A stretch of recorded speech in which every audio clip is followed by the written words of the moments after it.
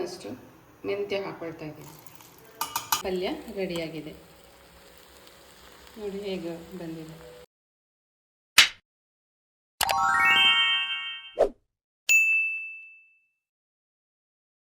ಇವತ್ತೊಂದು ಒಳ್ಳೆ ಹಲಸಿನಕಾಯಿ ಪಲ್ಯ ಮಾಡಿ ತೋರಿಸ್ತೇನೆ ಹೇಗೆ ಮಾಡೋದು ಅಂತ. ನಾವು ನಮ್ಮನೆಯಲ್ಲಿ ಹೇಗೆ ಮಾಡ್ತೇವೆ ಹಾಗೆ ತೋರಿಸ್ತೇನೆ. ಬೇರೆ ಬೇರೆ ವಿಧಾನದಲ್ಲೆಲ್ಲ ಮಾಡ್ತಾರೆ, ಆದರೆ ನಮ್ಮನೆಯಲ್ಲಿ ನಾವು ಹೇಗೆ ಮಾಡೋದು ಅಂತ ತೋರಿಸ್ತೇನೆ. ಫಸ್ಟಿಗೆ ಇದನ್ನು ಕಟ್ ಮಾಡಬೇಕು.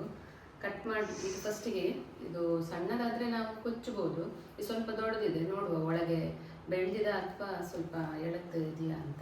ಫಸ್ಟ್ ಅರ್ಧ ಭಾಗ ಮಾಡ್ತೇನೆ.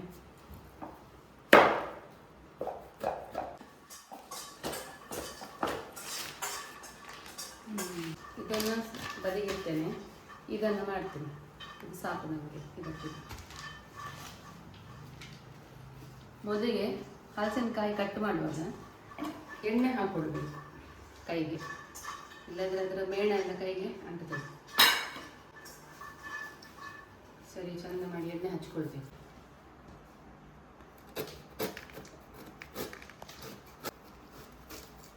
ಹೀಗೆ ಪೀಸ್ ಪೀಸ್ ಮಾಡಿ ಕಟ್ ಮಾಡುವ.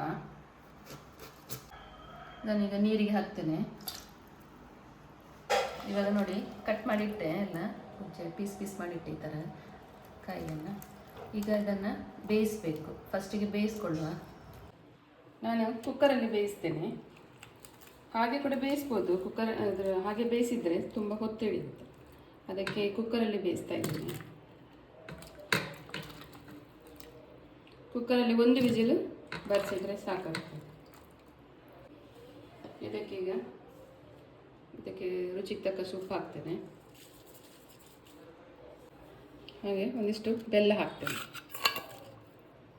ಹುಳಿ ನೀರು ನೆನೆಸಿಟ್ಟಿದ್ದೇನೆ, ಈಗ ಹುಳಿ ನೀರು ಹಾಕ್ತಾ ಇದ್ದೇನೆ.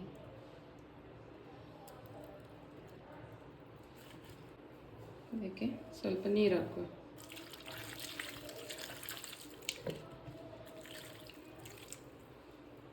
ಇಷ್ಟು ಹಾಕ್ತೇನೆ, ಒಂದು ಚೊಂಬಷ್ಟು ಹಾಕಿದ್ದೇನೆ. ಇಷ್ಟು ಸ್ವಲ್ಪ ಅರಿಶಿನ ಹಾಕುವ.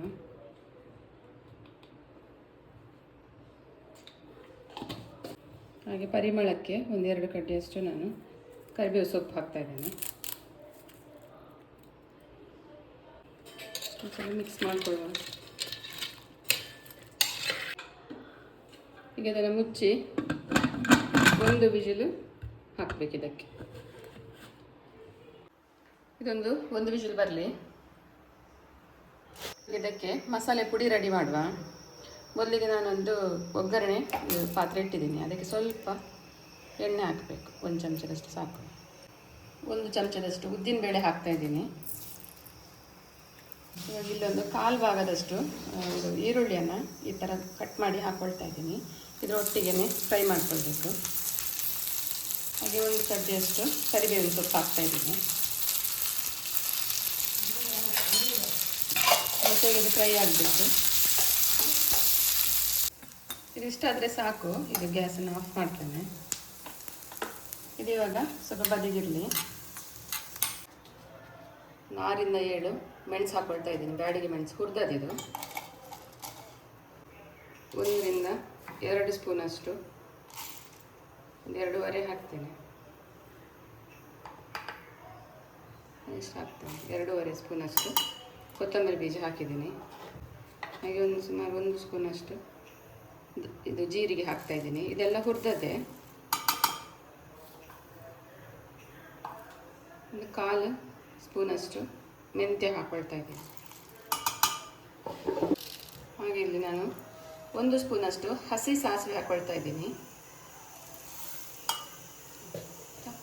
ಯಾಕೆಂದರೆ ಗುಜ್ಜಸ ಹಲಸಿನಕಾಯಿ ಕೂಡ ಸ್ವಲ್ಪ ವಾಯು ಅಲ್ವಾ, ಅದಕ್ಕೋಸ್ಕರ ಹಸಿ ಸಾಸಿವೆ ಹಾಕ್ತಾ ಇದ್ದೀನಿ. ಹಾಗೆ ಇಲ್ಲಿ ಆಗ ನಾವು ಹುರ್ಕೊಂಡದನ್ನು ಹಾಕ್ತೀನಿ. ಈಗ 1 ಟೀ ಸ್ಪೂನಷ್ಟು ಅರಿಶಿನ ಹಾಕ್ಕೊಳ್ತಾ ಇದ್ದೀನಿ. 3 ಎಸಳು ಬೆಳ್ಳುಳ್ಳಿ ಹಾಕ್ತಾ ಇದ್ದೀನಿ. ಇದನ್ನು ಇವಾಗ ನೈಸಾಗಿ ರುಬ್ಕೊಳ್ಬೇಕು.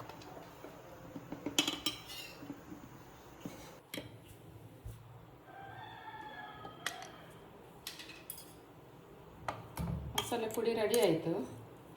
ಈಗ ಇದಕ್ಕೆ ಕಾಯಿ ಹಾಕಿ ರುಬ್ಬಬೇಕು. ಜಾರ್ ತಗೊಂಡಿದ್ದೀನಿ.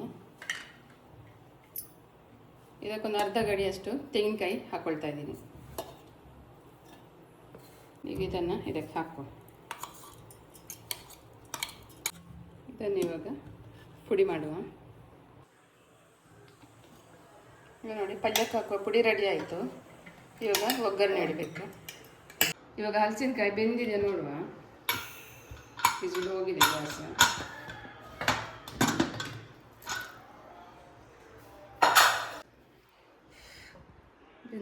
ಬೆಂದಿದೆ ಸರಿ.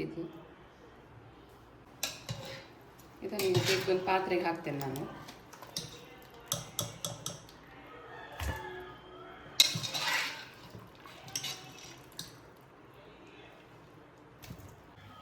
ಇದನ್ನೀಗ ಸ್ವಲ್ಪ ಹೀಗೆ ಗುದ್ದುವ. ಸ್ವಲ್ಪ ಪುಡಿ ಪುಡಿ ಆಗ್ತದೆ ಆಗ. ನೋಡಿ ಈ ಥರ ಪುಡಿ ಪುಡಿ ಆಯಿತು. ಇವಾಗ ಇದನ್ನು ಒಗ್ಗರಣೆಗೆ ಹಾಕುವ. ಇವಾಗ ಒಗ್ಗರಣೆ ಹಾಕುವ. ಮೊದಲಿಗೆ ನಾನು ಎಣ್ಣೆ ಹಾಕ್ಕೊಳ್ತಾ ಇದ್ದೀನಿ. ತೆಂಗಿನ ಎಣ್ಣೆ ಹಾಕ್ತಾ ಇದ್ದೀನಿ. ತೆಂಗಿನ ಎಣ್ಣೆ ಹಾಕಿದರೆ ತುಂಬ ಟೇಸ್ಟ್ ಆಗ್ತದೆ. ಬೇರೆ ಎಣ್ಣೆ ಯಾವುದು ಕೂಡ ಒಳ್ಳೆ ಆಗೋದಿಲ್ಲ. ನಾನೊಂದು 2 ರಿಂದ 3 ಸ್ಪೂನಷ್ಟು ಎಣ್ಣೆ ಹಾಕಿದ್ದೀನಿ. ಇವಾಗ ಸಾಸಿವೆ ಹಾಕ್ತಾಯಿದ್ದೀನಿ. ಇಲ್ಲಿ ಒಂದು 9 ರಿಂದ 10 ಎಸಳಷ್ಟು ಬೆಳ್ಳುಳ್ಳಿ ಹೆಸಳನ್ನು ಜಜ್ಜಿ ಇಟ್ಕೊಂಡಿದ್ದೀನಿ. ಹಾಗೆ ಒಂದು ಈರುಳ್ಳಿಯನ್ನು ಕಟ್ ಮಾಡಿದ್ದೀನಿ. 2 ಮೆಣಸಿನಕಾಯಿ. ಇದು ಒಗ್ಗರಣೆಗೆ. ಇವಾಗ ಬೆಳ್ಳುಳ್ಳಿ ಹಾಕ್ತಾಯಿದ್ದೀನಿ.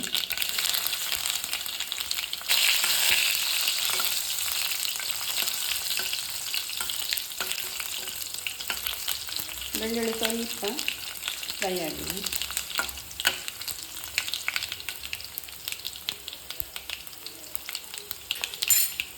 ಇವಾಗ ಈರುಳ್ಳಿ ಹಾಕ್ತಾಯಿದ್ದೀನಿ.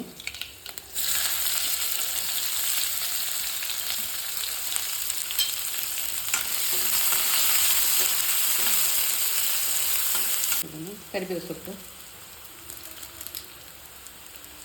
ಇದಕ್ಕೆ ಬೇವು ಸೊಪ್ಪು ಹಾಕಿದಷ್ಟು ಪಲ್ಯ ಒಳ್ಳೆ ಪರಿಮಳ ಆಗ್ತದೆ, ಟೇಸ್ಟ್ ಆಗ್ತದೆ ಪಲ್ಯ.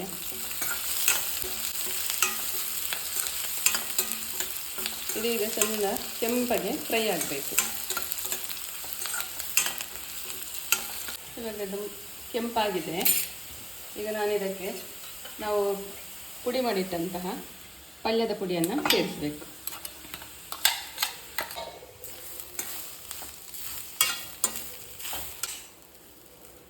ಈ ಥರ ಪಲ್ಯ ಮಾಡಿದರೆ, ಈ ಥರ ನಾವು ಒಗ್ಗರಣೆಯಲ್ಲಿ ಇದನ್ನು ಮಸಾಲೆ ಪುಡಿಯನ್ನು ಹುರಿದ್ರೆ ಪಕ್ಕ ಹಾಳಾಗೋದಿಲ್ಲ ಪಲ್ಯ, ಮತ್ತು ಟೇಸ್ಟ್ ಕೂಡ ಒಳ್ಳೆ ಇರ್ತದೆ.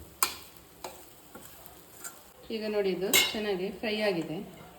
ಈಗ ನಾವು ಗುದ್ದಿಟ್ಟಂಥ ಹಲಸಿನಕಾಯಿ ಹಾಕ್ತೇನೆ.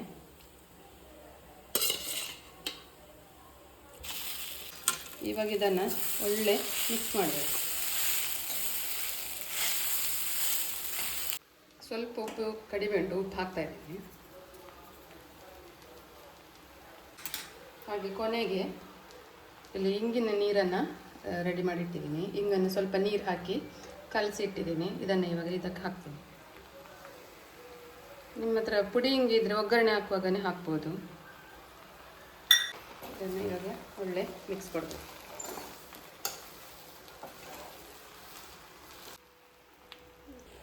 ಇವಾಗ ನೋಡಿ ಒಂದು ಒಳ್ಳೆ ಹಲಸಿನಕಾಯಿ ಪಲ್ಯ ರೆಡಿಯಾಗಿದೆ. ನೋಡಿ ಹೇಗೆ ಬಂದಿದೆ. ಇದನ್ನು ಬೇರೆ ಬೇರೆ ವಿಧಾನದಲ್ಲೆಲ್ಲ ಮಾಡ್ತಾರೆ, ಆದರೆ ನಾವು ನಮ್ಮನೇಲಿ ಇದೇ ಥರ ಮಾಡೋದು.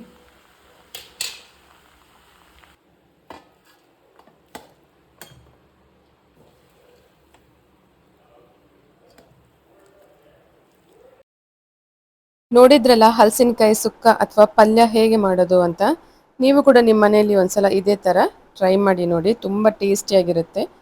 ಹಾಗೆ ನನ್ನ ಚಾನಲ್ಗೆ ಇನ್ನೂ ಸಬ್ಸ್ಕ್ರೈಬ್ ಮಾಡದೆ ನೋಡ್ತಾ ಇದ್ರೆ ಇವಾಗಲೇ ಮಾಡ್ಕೊಳ್ಳಿ. ಹಾಗೆ ಪಕ್ಕದಲ್ಲಿ ಬರುವಂಥ ಬೆಲ್ ಐಕಾನ್ ಕೂಡ ಕ್ಲಿಕ್ ಮಾಡಿ. ಮತ್ತೊಂದು ಹೊಸ ರೆಸಿಪಿಯೊಂದಿಗೆ ಮತ್ತೆ ಬರ್ತೀನಿ. Thank you for watching.